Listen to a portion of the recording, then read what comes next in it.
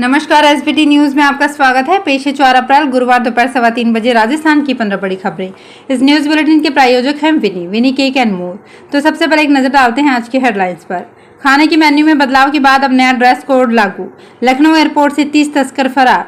Jaipur airport पर पकड़े गए सोने के मामले में वांटेड व्यक्ति को सीबीआई ने सऊदी अरब से कराया डिपोर्ट। और अब खबरें विस्तार से। मुंबई में एक रिपोर्टर और एक वीडियो जर्नलिस्ट के खिलाफ पुलिस ने बिना परमिशन पीएम मोदी की तस्वीरें खींचने का केस दर्ज किया है। पीएम मोदी एयरपोर्ट पर मौजूद थे। उनकी तस्वीरें लेने के लिए ये दोनों पास की एक इमारत के एक फ्लैट में बिना इजाजत के घुस गए और वहां से एयरपोर्ट पर खड़े पीएम की तस्वीरें ले ली। दोनों किसी न्यूज चैनल के लिए काम करते थे। राजस्थान के मुख्य सचिव सुधांशु पंत के निर्देशों के बाद अब राजस्थान के तमाम सरकारी कार्यालयों में आज से ड्रेस कोड लागू कर दिया गया है। इसकी पालना के लिए सख्ती बरतने के लिए भी कहा गया है। अगर ड्रेस कोड की अवहेलना की जाती है तो कर्मचारी को नोटिस भी दिया जा सकता है। उल्लेखनीय है कि इससे पहले मुख्य सचिव ने कार्यालयों में खाने के मेन्यू को लेकर बदलाव किया था। राजस्थान के करीब 8 लाख से भी ज्यादा सरकारी कर्मचारियों को इस तरह के आदेशों का पालन आज से ही करना होगा। इस आदेश के बाद राजस्थान के सरकारी कार्मिक जीन्स, टी-शर्ट और अन्य तरह की अशोभनीय ड्रेस पहनकर कार्यालय नहीं आ सकेंगे। महिलाओं को भी साड़ी या सलवार सूट में आना होगा। लोकसभा चुनाव में भाजपा प्रत्याशी नवनीत राणा को सुप्रीम कोर्ट ने गुरुवार को बड़ी राहत दी।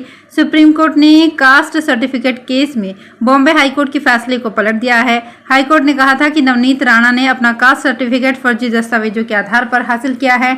सुप्रीम कोर्ट ने कहा कि जांच कमेटी ने पाया कि राणा का सर्टिफिकेट वास्तविक दस्तावेजों के आधार पर बनाया गया है। सुप्रीम कोर्ट के फैसले के बाद राणा भाजपा के टिकट पर अमरावती से चुनाव लड़ सकेंगी। ये सीट अनुसूचित जाति के लिए रिजर्व है। लखनऊ एयरपोर्ट पर हिरासत में रखे गए 30 तस्कर फरार हो गए हैं। पुलिस ने सोमवार को शाहजहां से आने वाले 36 लोगों को रोका था। इनके पास से 3 करोड़ रुपए की सिगरेट और 23,90,000 रुपए का कैश बरामद हुआ था। 6 तस्करों ने बताया कि उनके पास सोना है। अगले दिन जब बाकी 30 पैसेंजर से पूछताछ की गई तो उनमें से एक ने बीमार पड़ने का नाटक किया। इसकी वजह से एयरपोर्ट पर अफरा तफरी मच गई। इसी का फायदा उठाकर सभी भागने में कामयाब हो गए। सीबीआई के ग्लोबल ऑपरेशन सेंटर ने जयपुर सोना तस्कर के मामले में वांटेड शौकत अली को सऊदी अरब से डिपोर्ट करवाया है। आरोपी को बुधवार रात मुंबई एयरपोर्ट पर लाया गया, जहां से उसे एनआईए ने पूछताछ के लिए हिरासत में ले लिया है। एनआईए ने उसके खिलाफ रेड कॉर्नर नोटिस जारी करवाया था। आरोपी शौकत एनआईए के वर्ष 2020 के एक मामले में अभियोजन के लिए वांछित था। जयपुर अंतर्राष्ट्रीय हवाई अड्डे पर 3 जुलाई 2020 तस्करी की गई सोने की ईंटों के मामले में राष्ट्रीय जांच एजेंसी एनआईए ने 22 सितंबर 2020 को मामला दर्ज किया था। जांच में सामने आया था कि शौकत अली सऊदी अरब से भारत में सोने की ईंटों की तस्करी में लिप्त था। अरविंद केजरीवाल को मुख्यमंत्री पद से हटाने की मांग को लेकर दायर एक जनहित याचिका को दिल्ली हाईकोर्ट ने खारिज कर दिया है। कोर्ट ने पद छोड़ने का फैसला केजरीवाल पर छोड़ा है। हालांकि कोर्ट ने एक अहम टिप्पणी करते हुए कहा है कि कई बार व्यक्तिगत हित से ऊपर राष्ट्र हित को रखना होता है। दिल्ली के मुख्यमंत्री अरविंद केजरीवाल शराब घोटाले से जुड़े केस में जेल में बंद हैं। वो जेल से ही सरकार चलाने पर अड़े हैं। पंजाब में दिवंगत लोकप्रिय पंजाबी सिंगर सिद्धू मूसेवाला के पिता राजनीति में उतरेंगे। चर्चा है कि वो कांग्रेस के टिकट पर लोकसभा में उतरने जा रहे हैं। इससे पहले कई बार राजनीति में न आने की बात कहने वाले बलकौर सिंह को अब कांग्रेस ने चुनाव लड़ने के लिए मना लिया है। कांग्रेस उन्हें बठिंडा सीट से चुनावी मैदान में उतार सकती है। 2 महीने पहले सिद्धू मूसेवाला के पिता बलकौर सिंह ने राजनीति में आने के संकेत दे दिए थे। उन्होंने कहा था कि हम राजनीति क्यों ना करें। उन्होंने पूर्व सीएम बेअंत सिंह की हत्या का उदाहरण देते हुए कहा कि उनके पोते ने सांसद बनने के बाद कातिलों को सजा दिलाई। धौलपुर में मिलावटखोरों को लेकर प्रशासन लगातार सख्ती बरत रहा है। अभी तक सुस्त पड़े खाद्य सुरक्षा और औषधि नियंत्रण विभाग पिछले 1 सप्ताह से लगातार खाद्य सामग्री के नमूने उठा रहा है, लेकिन इन नमूनों से इतर मंगलवार से पुलिस प्रशासन के साथ शुरू हुई औचक जांच से दुग्ध उत्पाद तैयार करने वालों में हड़कंप मच गया है। टीम ने कई स्थानों पर जांच कर नमूने लिए हैं। राजस्थान में बीएसपी सुप्रीमो मायावती 17 अप्रैल को अलवर से लोकसभा की चुनावी सभा का आगाज करेंगी। बसपा ने अलवर से फजल हुसैन को टिकट दिया है। बसपा प्रदेश अध्यक्ष भगवान सिंह बाबा ने कहा कि मायावती बसपा उम्मीदवारों के समर्थन में जनसभा करेंगी। पूर्व कांग्रेस सांसद संजय निरुपम ने कहा है कि बुधवार को जब उन्होंने कांग्रेस अध्यक्ष मल्लिकार्जुन खड़गे के नाम अपना इस्तीफा भेजा, उसके बाद पार्टी ने उनके खिलाफ डिसिप्लिनरी एक्शन लेते हुए उन्हें निकाला।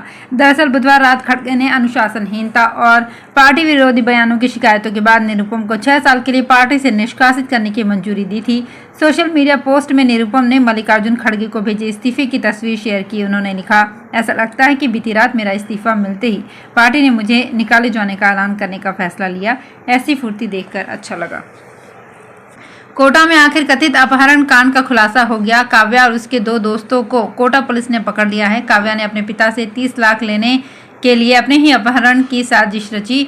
इसमें उसके 2 दोस्तों ने उसकी सहायता की। काव्या का कहना है कि वो एशिया जाकर MBBS बनना चाहती थी और इसके लिए 30 लाख रुपए की जरूरत थी, जबकि पिता चाह रहे थे कि बेटी कोटा में आकर पढ़े और यहीं से डॉक्टरी कर ले। काव्या MP के शिवपुरी की रहने वाली है और कुछ महीनों पहले कोटा आई थी, लेकिन कोटा से वापस इंदौर चली गई अपने दोस्तों के पास। उसके बाद अपने दोस्तों हर्षित और विजेंद्र के साथ खुद के अपहरण की साजिश रची। खुद के हाथ पैर और मुंह बंधे फोटो शूट कराए और अपने पिता को भिजवाए।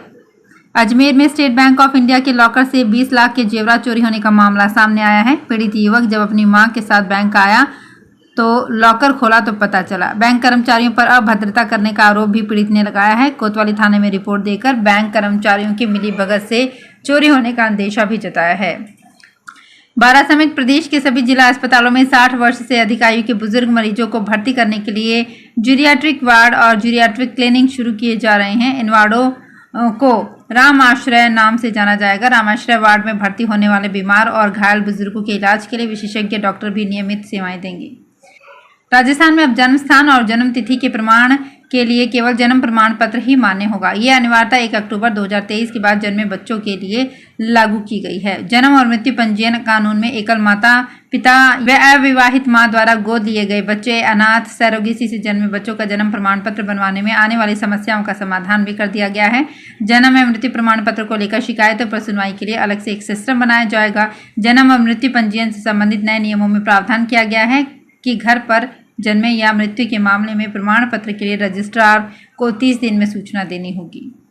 करौली जिले के हिंडौन सिटी के जिला स्तरीय चिकित्सालय की प्रयोगशाला में अब रोगियों को वक्त की और बेहतर जांच सुविधा मिलेगी। इसके लिए प्रयोगशाला में फुल्ली ऑटोमेटिक मशीन लगाई जाएगी, जिसमें एक साथ 200 रोगियों के रक्त की बायोकेमिस्ट्री की जांचें की जा सकेंगी। आगामी दिन में प्रयोगशाला में मशीन स्थापित होने के बाद रोगियों को रक्त की त्वरित और प्रमाणिक बायोकेमिस्ट्री जांच की सुविधा मिलना शुरू हो जाएगा। तो फिलहाल इस बुलेटिन में इतना ही। फिर हाजिर होंगे कुछ और बड़ी खबरों के साथ। अगर आप भी अपने आसपास की छोटी बड़ी और महत्वपूर्ण खबरों से अपडेट रहना चाहते हैं तो सब्सक्राइब कीजिए हमारे चैनल SPT न्यूज को और प्रेस कीजिए बेल आइकन पर।